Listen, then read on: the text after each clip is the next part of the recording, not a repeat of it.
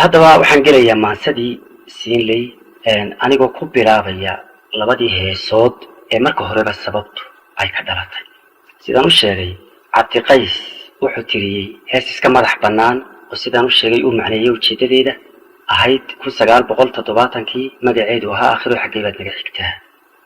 wuxuu yiri maalinta xanuunkiyo xaqa mowdku soo galo xabaasha iyo iilkaan kugu soo xusuustaa xidigaha cirkee sare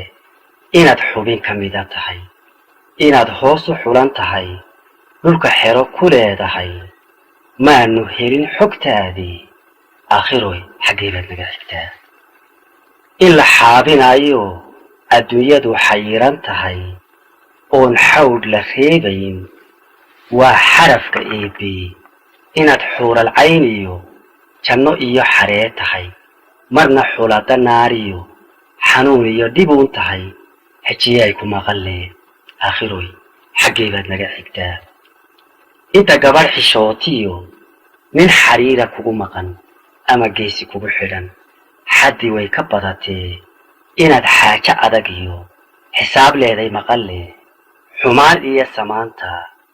xaaladay ku noolyiin maanu helin xogtoodii aakhiroy xageebad naga xigtaa